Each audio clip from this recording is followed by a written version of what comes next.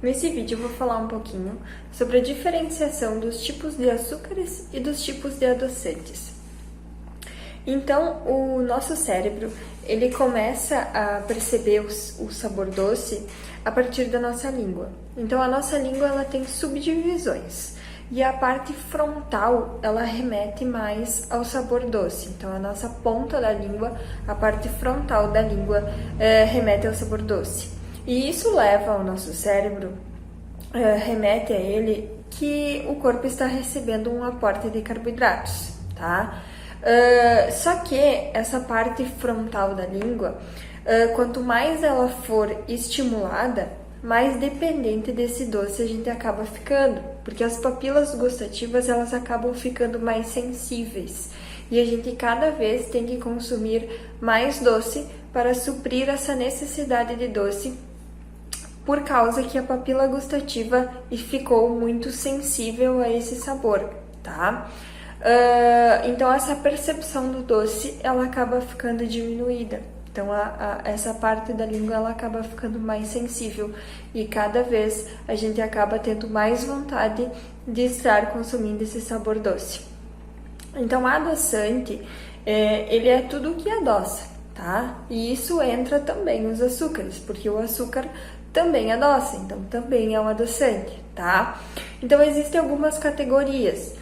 Então, dentro dos adoçantes naturais, existem os calóricos e os não calóricos.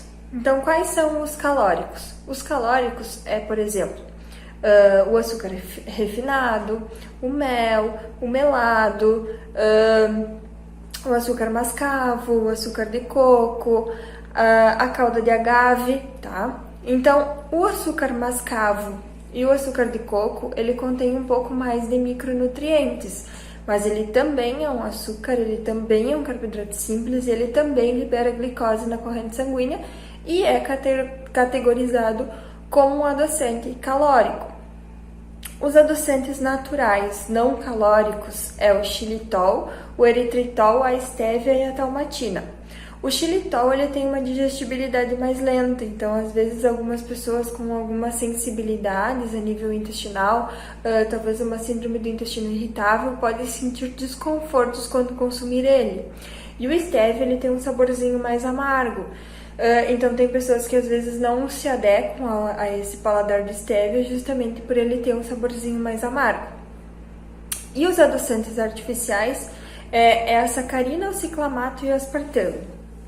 Qual o problema deles serem artificiais? Eles serem artificiais, eles têm um certo nível de toxicidade ali no nosso corpo, realmente por eles não serem naturais. Não é algo que o nosso corpo estaria habituado a estar consumindo. Então, o ideal é que a gente consuma com moderação. Então, a gente controle o consumo disso, tá? Então, para a gente melhorar, né, essa vontade, como a gente consegue manejar um pouquinho essa vontade de consumir tanto doce, é realmente a gente desvencilhando esse sabor doce, né? Então, reduzindo o consumo do açúcar, tirar o consumo de açúcar, às vezes, de algumas coisas por algum certo período, que o interessante do nosso paladar é que ele acaba se desenvolvendo. Então, conforme eu não for mais estimulando essa parte frontal da língua em relação ao sabor doce, ele acaba reduzindo essa sensibilidade. Então, eu volto a sentir o sabor natural dos alimentos, porque naturalmente o doce seria o doce das frutas, né? Então, essas seriam as nossas sobremesas. Só que hoje em dia a gente coloca muito sabor doce em praticamente todas as nossas refeições. Então a gente está sempre estimulando essa parte da língua. Então é interessante a gente desvencilhar esse sabor doce, porque como esse paladar ele vai se desenvolvendo com o passar do tempo, a gente começa a sentir mais esse sabor.